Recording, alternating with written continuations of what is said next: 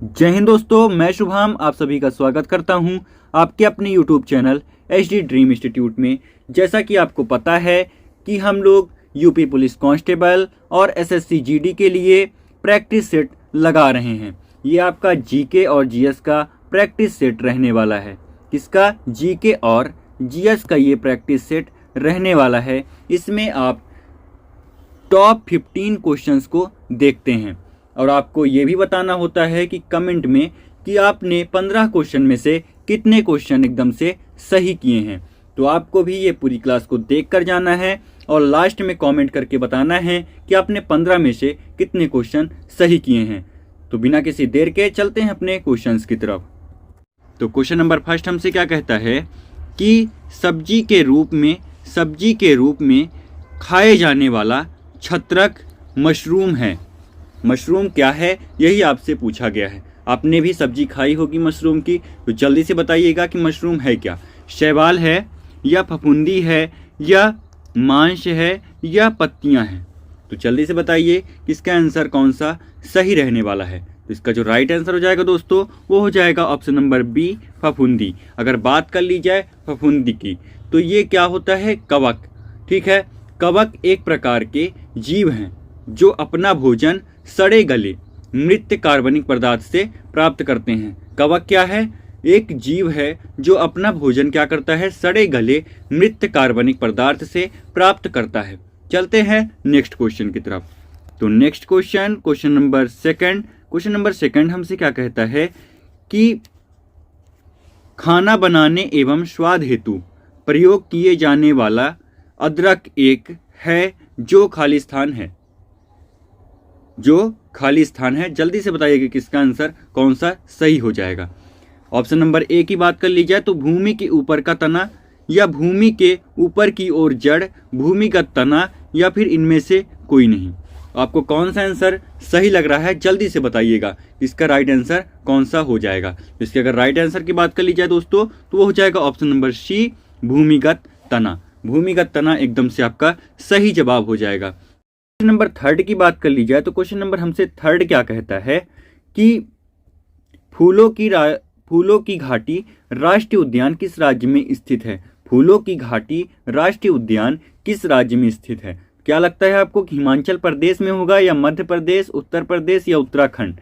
इसमें से कौन सा सही होगा, जल्दी से बताइएगा कि इसका राइट आंसर कौन सा हो जाएगा। अगर राइट आंसर की बात कर ली जाए तो उत्तराखंड एकदम से सही जवाब हो जाएगा। अगर उत्तराखंड की राजधानी की बात कर ली जाए तो देहरादून होगी। उत्तराखंड की राजधानी कौन सी है? देहरादून। अगर आपसे पूछ लेता है कि वैली ऑफ फ्लावर राष्ट्रीय उद्यान किस राज्य में स्थित है, तो वैली ऑफ फ्लावर आपको ये जो फूलों की घाटी नाम से आप देख रहे हैं, फूलों की घाटी जो लिखा हुआ है, इसी को हम इंग्लिश में वैली ऑफ फ्लावर कह सकते हैं।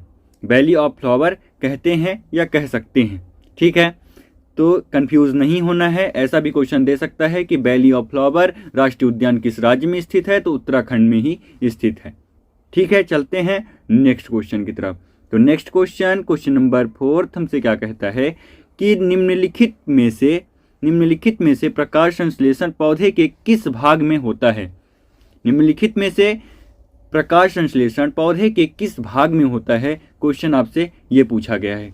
काफ़ी इजी क्वेश्चन है, ये क्लास 8th या 9th में ही आप इसको पढ़ लेते हैं। ठीक है, तो जल्दी से बताइएगा इसका राइट आंसर कौन सा हो जाएगा। राइट आंसर कौन सा होगा ये आपको बताना है। यहाँ पे आपका पेट नहीं होगा, यहाँ पे पत्ती होगा। पत्तियों और क्लोरोप्लास्ट की मौजूदगी वाले अन्य भागों में, ये आपका एकदम से सही जवाब हो जाएगा। ऑप्शन नंबर ए एकदम से आपका सही जवाब हो जाएगा। पत्तियों एवं क्लोरोप्लास्ट की मौजूदगी वाले अन्य भागों में ये आपका प्रकाश संश्लेषण का कार्य होता है। चलते हैं नेक्स्ट क्वेश्चन की तरफ। तो नेक्स्ट क्वेश्चन नंबर 5 हमसे क्या कहता है कि लंदन में इंडिया हाउस की स्थापना किसने की थी। लंदन में इंडिया हाउस की स्थापना किसने की थी, ये आपसे क्वेश्चन पूछा गया है। क्या लगता है कि वीरेंद्रनाथ चट्टोपाध्याय ने किया था या लाला हरदयाल ने किया था या श्यामजी कृष्ण वर्मा जी ने किया था या इनमें से कोई नहीं? कौन सा इसका सही जवाब होगा, जल्दी से बताइएगा। इसका जो राइट आंसर हो जाएगा दोस्तों वो हो जाएगा श्याम जी कृष्ण वर्मा ने। श्याम जी कृष्ण वर्मा ने 1905, कब? 1905 से लेकर के ये कब तक चला था? 1910 तक। कब तक चला था? 1905 से लेकर के 1910 तक। इसकी स्थापना कब हुई थी? 1905 में। और किसने की थी? श्याम जी कृष्ण वर्मा ने इसकी स्थापना की थी। चलते हैं नेक्स्ट क्वेश्चन की तरफ। नेक्स्ट क्वेश्चन, क्वेश्चन नंबर 6 हमसे क्या कहता है कि निम्नलिखित में से नट पूजा किस राज्य की लोक नृत्य है? नट पूजा किस राज्य का लोक नृत्य है, यही आपसे क्वेश्चन में पूछा गया है। क्या लगता है, मध्य प्रदेश का होगा या असम का या आंध्र प्रदेश या बिहार? जल्दी से बताइएगा किसका कौन सा सही जवाब हो जाएगा। सबसे पहले अगर बात कर ली जाए आंध्र प्रदेश की, तो आंध्र प्रदेश में कुंभी कौन सा? कुंभी,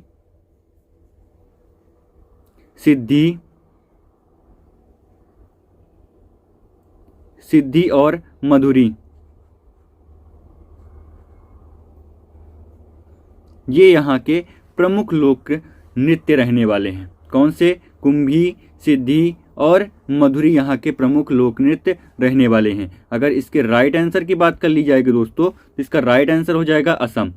असम एकदम से सही जवाब हो जाएगा। असम में और कौन सा है? तो बिहू है, ये भी आपको याद रखना है। और नट पूजा आपने देखा ही है।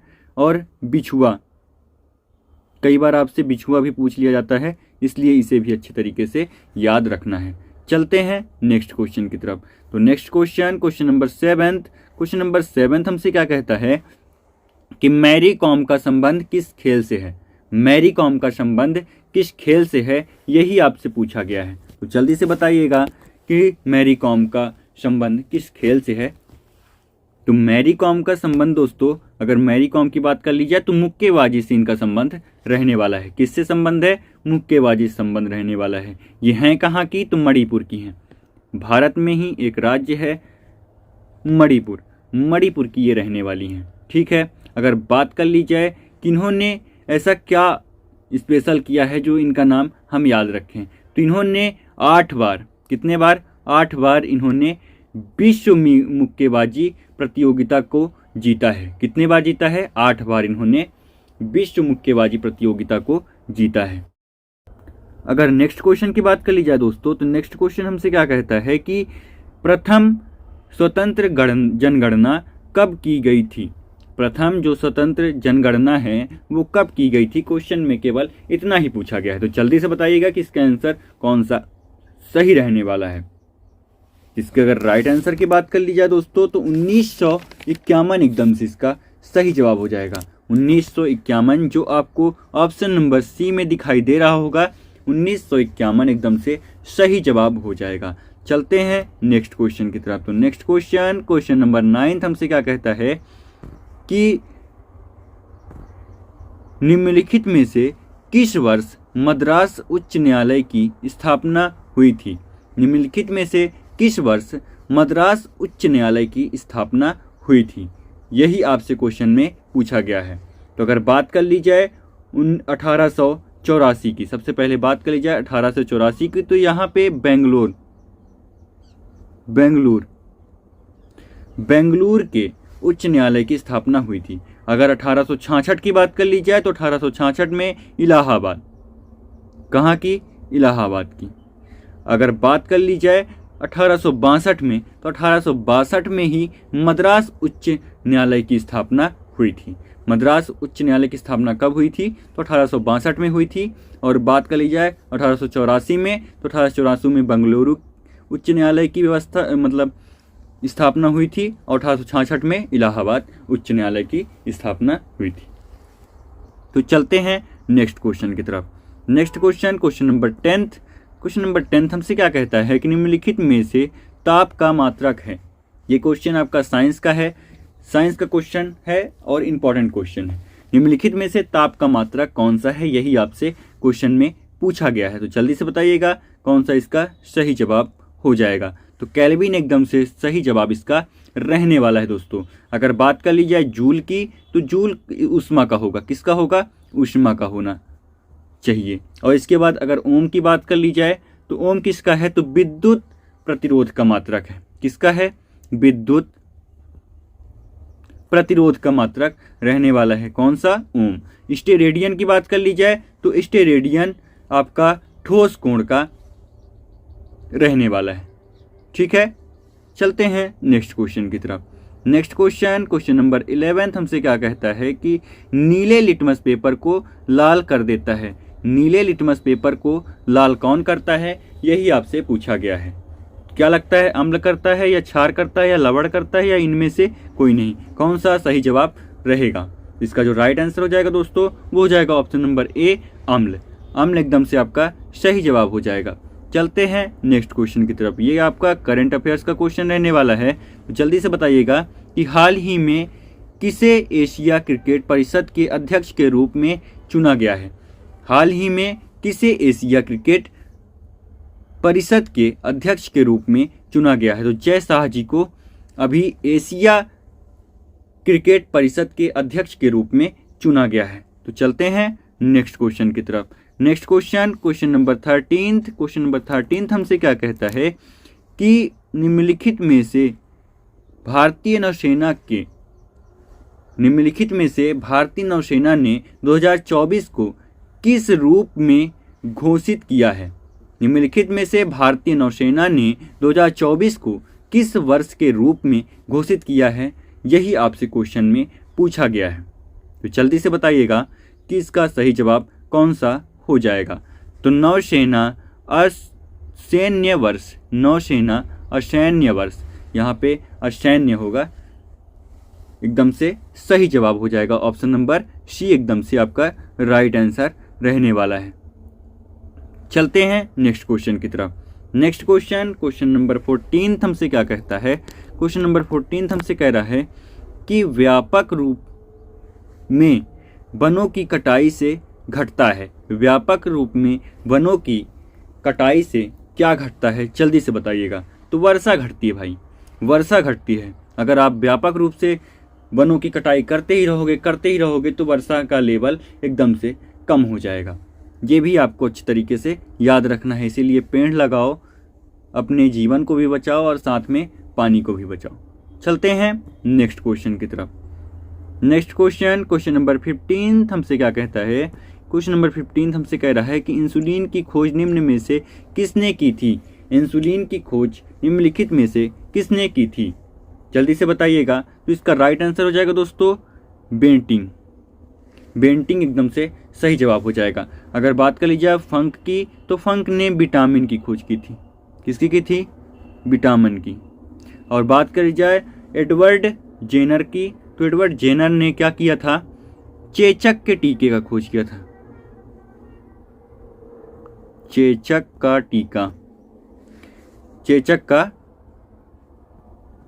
टीके की खोज की थी इन्होंने। अगर बात कर ली जाए डॉग मैक की, अगर डॉग मैक की बात कर ली जाए तो सल्फा ड्रग्स, ये भी आपको अच्छे तरीके से याद रखना है। सल्फा ड्रग्स यहाँ पे लिख लीजिएगा आप, जगह नहीं है, चलिए मैं लिख ही दे रहा हूँ। डॉग मैक ने किसकी खोज की थी, सल्फा ड्रग्स, सल्फा ड्रग्स। ये भी आपको अच्छे तरीके से याद रखना है। दोस्तों क्लास कैसी लगी आपको कमेंट में बताना है, और आपने 15 क्वेश्चन में से कितने क्वेश्चन सही किए हैं ये भी आपको कमेंट में बताना है। और क्लास अगर अच्छी लगी हो तो ज़्यादा से ज़्यादा दोस्तों में शेयर कीजिए, जिसको इस क्लास की ज़रूरत है उन्हें तो ज़रूर ही भेज दीजिएगा। मिलते हैं नेक्स्ट क्लास में, तब तक के लिए जय हिंद, जय भारत।